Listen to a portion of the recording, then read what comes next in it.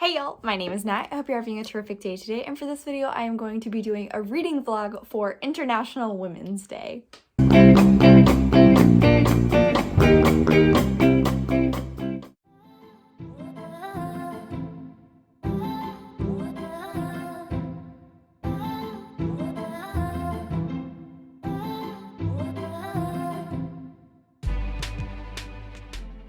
So when this vlog is coming out, it is actually going to be International Women's Day, so shout out to all the ladies out there. I wanted to celebrate this day by reading some feminist works, and I am very excited about it. I have already dived into Bad Feminist by Roxane Gay. This is a series of essays in which Roxane discusses how feminism has evolved over the years and how it still needs to improve, and I'm really interested in this. I've heard tons of good things about Roxane Gay's writing, and as you can tell, I've already been enjoying it. I've been tabbing it. I actually broke out my little Rick and Morty tabs, and so I'm using the facial expression on each of them to kind of correspond with how I feel about whatever it is I tabbed. So you can see I have a happy Rick and like a curious Morty. Along with that, I'm also reading Outlawed by Anna North. This one is following a woman who overhears this gang discussing a possible robbery in which they are trying to fund a safe haven for all outcasted women, and our main character has to decide whether she wants to help them or turn them in. Really excited for this one. It's pretty short, so I think this is going to be a fast read. Finally, also A Woman Is No Man by Etaf Rum, and this is jumping back and forth between two different women, one in 1990 and one in like 2008, I think.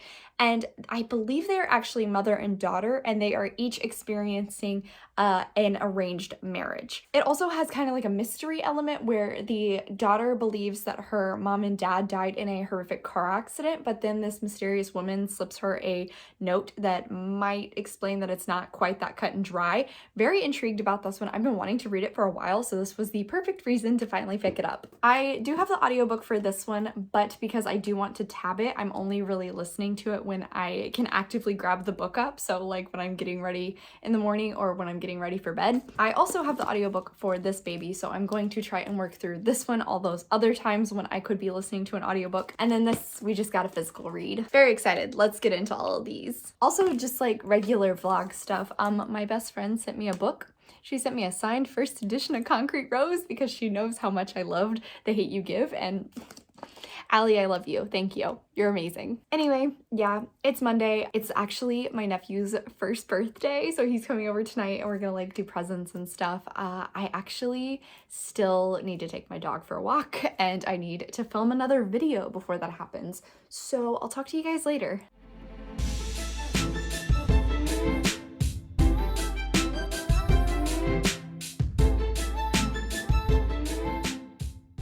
Hey y'all, so it's still Monday night, but I've been reading and I wanted to talk a little bit about Bad Feminist. I've been really enjoying this so far. The first breakdown is me, so it's just kind of Roxane Gay explaining herself and like her thought process behind being a feminist. After that one, however, it then jumps into gender and sexuality, and I really love this one chapter is just a list of how to be friends with other women. Honestly, just really appreciate how it's trying to push back against some of these like incredibly toxic stereotypes that come with female friendship, and tries to give you actually decent advice. I just ended up tabbing basically that whole chapter because it was so fun. I really appreciated it. The next chapter is Girls, Girls, Girls, and it is discussing the TV show that Lena Dunham made, which was considered kind of like revolutionary new show that was depicting what life really was like for a 20-year-old who didn't know their place in the world. But I really appreciate the discussion Roxane Gay has put around it because she does highlight some of the great things that the TV show did, but also mentions like it failed in some respects. That doesn't mean it's a bad TV show. We should still praise it for what it is, while at the same time try and improve upon those things in the future. One line I just really appreciated, and I'm gonna put it up here on the screen, is the incredible problem girls faces is that all we want is everything from each movie or television show or book that promises to offer a new voice, a relatable voice, an important voice. We want, and rightly so, to believe our lives deserve to be new, relatable, and important. We want to see more complex, nuanced depictions of what it really means to be whoever we are or were or hope to be. We just want so much. We just need so much. It really is just making me think back on the whole discussion of TV shows are based on real life, but at the same time, we are influenced by TV shows, and not just TV shows, media in general. It influences us, but we also influence it, and it is a constant loop. We need to be more aware of the content we consume so we can encourage the media to be popularizing these stories. Everyone wants to see themselves represented in the media that they consume because it makes you feel good. This just really turned on my common media brain, and it's going into overdrive. If she has any discussions on advertising, y'all, I'm really sorry. I'm gonna apologize now because I will probably go off on like a 20-minute discussion of it. I started A Woman Is No Man while I was walking Faith, and I'm intrigued in this one. We start out and we are with Ezra in Palestine, and her father is very desperate to marry her off. She just wants to fall in love and have her own adventure. It's truly so sad to see how she is struggling with her faith and her connection with her culture. There's Ezra, and then there's Dea, who is in the 2008. And she lives with her grandparents in America. Dea is also experiencing different setups with some men that her grandparents are arranging, but she is actually only interested in trying to go to college. Thus far, I really am enjoying the parallels between the two characters because they both really love reading. It's pretty interesting, and it's got this fantastic push and pull between what they want and what their culture telling them they are supposed to be, which I think is going to make for a very powerful story as we move forward. I'm gonna try and read a little bit more before I go to bed, but I just wanted to talk about that. So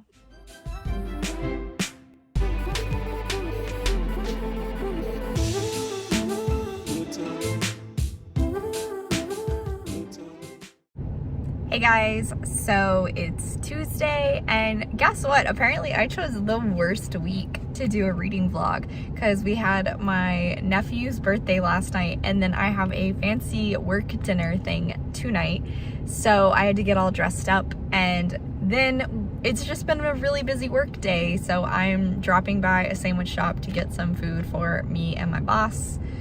Yeah. It's gonna be a busy day. I've been working a little bit more into A Woman Is No Man, and I'm still enjoying it. The first 2 chapters are really long, and I think it's allowing us to kind of develop an understanding of each of the characters, Dea and Ezra. I also have read some more of Bad Feminist, and I think I'm gonna really enjoy this because I love that Roxane Gay is looking at how feminism and just women in general is represented in media. So initially, I mentioned last night she was talking about the TV show Girls, where today she kind of has mentioned different movies and books that are really popular kind of for the same way. The women she gave in the 2 examples I read this morning were basically considered crazy and weird because they weren't feeling fulfilled with the lifestyle that most people assume every person wants, and they were weird for that. Like, one woman just wasn't finding any fulfillment in her romantic relationships when in reality all she truly wanted was to just take care of her daughter and have a life with the 2 of them, and that was just considered so weird. Hey y'all, so it's Tuesday night. I've been reading more of Bad Feminist. Are you surprised that I am here with another discussion bit? So the last chapter I read was discussing the language that is used around sexual violence in the media, and particularly when it is in a fictional setting and how that can influence the audience and our thought processes when it comes to seeing sexual violence in, like, say, the news and how we become numb to it. Definitely had my brain going towards cultivation theory and kind of like the inverse of cultivation theory. First, I should explain what that is. Cultivation theory is essentially the thought process that the more violence we see in TV, the more we believe that the world around us is violent. However, in this, I think it's interesting that she's actually kind of arguing the opposite, where we see it so often that we eventually become desensitized to it. I know there's a term for it, but I cannot remember what it is. I just spent like 15 minutes trying to find it on Google. It's such an interesting thought process to have as someone who consumes a lot of crime media, because I like to believe that I still am very much affected by these stories, but at the same time, I'm reading them, listening to them, watching them so often that clearly I must not be. Yeah, okay, that's it for now. I'll stop spewing all of my nerd things at you.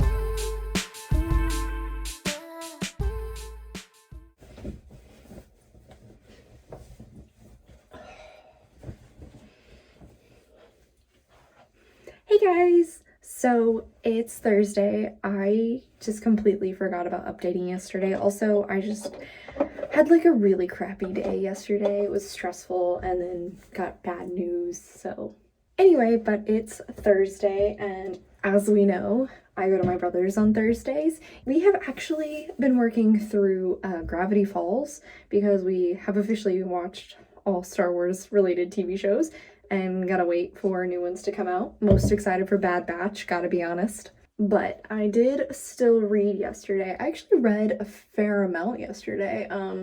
So I've gotten further into Bad Feminist. Actually, the point I'm at, she has transitioned into talking about race more so than gender and sexuality. While it's still definitely incredibly interesting, and I think she is touching upon intersectionality that's necessary in feminism and has become a more important topic in recent years, the current chapter I'm on, I feel like I haven't really seen a lot in terms of like intersectional feminism. In this last one where she's looking at Django Unchained, I think is what it's called. It's the Quentin Tarantino movie. I've never seen that one. I'm attempting to like not have to take off all my mascara, and I don't know how great a job I'm doing. Anyway, I've also hit like 3 hours in to A Woman Is No Man, and actually I hit what is part 2 and a new perspective, which is Farida, who is Ezra's mother-in-law, and so she is Dea's grandmother, and she's actually the one who is raising Dea. I'm very intrigued about that because Farida has been a fairly big character for both of these women already. With that, I think we're going to start looking more into the generational traumas they've been experiencing, because I think that's one thing that's just been very obvious thus far and very important to the story, because we have seen so many parallels between Ezra's life and Dea's life. I do think one downside I've had with this so far is it's kind of repetitive. After the characters were established, it still felt like we were spending a lot of time just seeing their everyday lives, abuses and like microaggressions they see in day-to-day life, which all interesting, all sad. Definitely think that adds towards that narrative I was discussing, but I don't think it needs to be hit so many times. Nearing the halfway point in A Woman Is No Man, and I think I have less than 100 pages left in Bad Feminist, so goal, honestly, is to try and finish that tonight if I can. I would really like to, so then I can dive into Outlawed tomorrow. I just really wasn't feeling it like last night and this morning. Instead, I just watched YouTube videos, which my watch later is still ridiculously long. Oh my god, I need to work on that.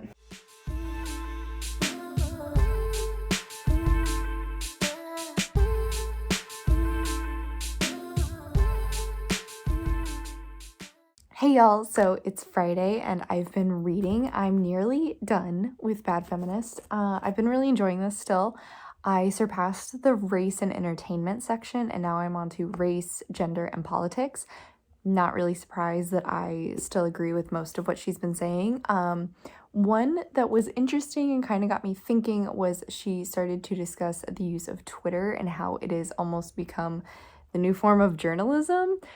in order to keep people up to date. I do see the benefits she was discussing here, mostly that it is a lot more up to date, it's a lot more personal, it doesn't require the amount of time that journalism does, but at the same time, you could always argue Twitter is very biased, but journalism can be just as biased. She also was just talking about how Twitter can bring attention to stuff that mainstream media doesn't. And again, all fantastic things. Hello, Faith. However, with that, obviously I don't really think it was as big of an issue in 2014 when this was published, but personally one of my biggest problems with Twitter is just the fact that it is incredibly polarizing and you can put yourself into an echo chamber. That's not just Twitter though, that's like an issue I have with social media and all. However, the current chapter I am on, she's actually discussing reproductive freedom, and the last little bit she was talking about pregnancy, which I can tie in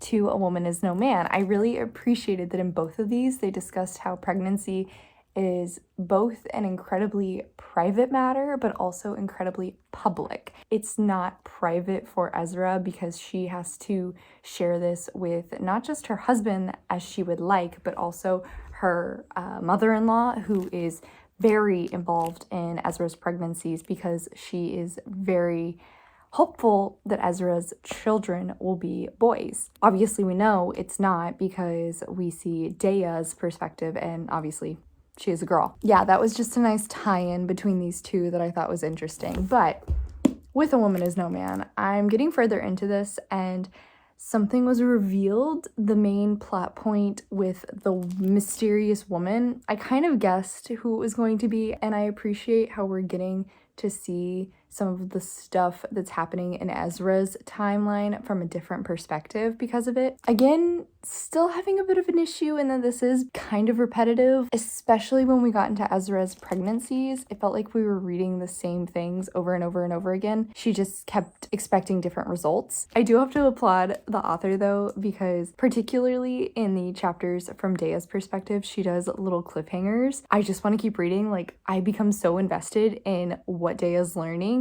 that I don't want to stop, but then we end up having a chapter in Ezra's perspective and maybe a chapter in Farida's perspective before we get back to Daya. Good writing there because it's keeping me engaged in the story and I want to know more. Unsurprisingly, I definitely would say Daya's my preferred point of view because I like what we're learning in her perspective most. Ezra's is just incredibly emotional, and I do think Itafram does a really great job of putting you into Ezra's mindset, ensuring that you are feeling what Ezra is feeling and you are understanding what she is experiencing. And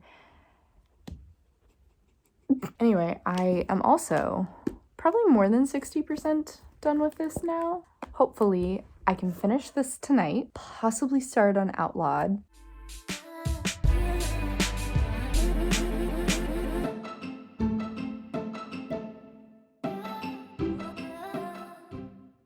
Hello, this is about to be an incredibly fast update because I got stuck in traffic driving over to Josh's house, so I'm already late. I have now finished both Bad Feminist and A Woman Is No Man, both of which I definitely enjoyed. Bad Feminist was just fun and interesting and educational. A Woman Is No Man was so emotional, and I will say I think the topics that were discussed were all very important, but it wasn't ever very nuanced. Still though, great books. Definitely recommend. I am spending the night at Josh's for 2 nights in a row this weekend, and I am gonna try and finish Outlawed at some point. I don't know when. We'll see.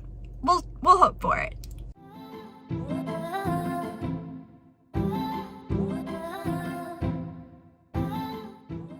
Hey y'all, so you know how I said I was gonna try and finish Outlawed while I was over at Josh's? I've gotten 2 chapters in. Yeah, and we have plans for tonight, so I'm not really gonna get to read all that much more.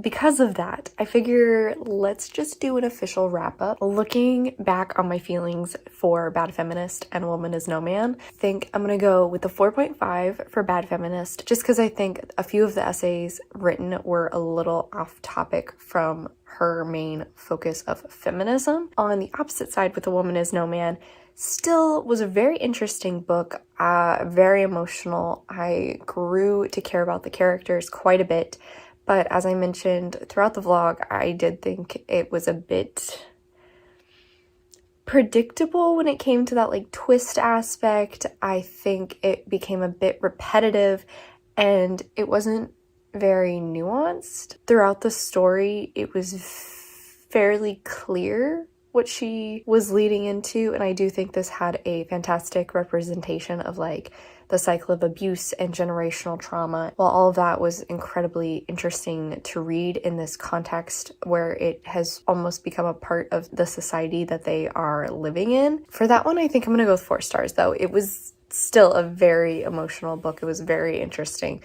and like definitely gonna have me doing some additional research. So 4.5 stars and 4 stars. Like obviously I had some good reads for this week. Hopefully I can still try and finish Outlawed at some point this month because it is still just like Women's History Month.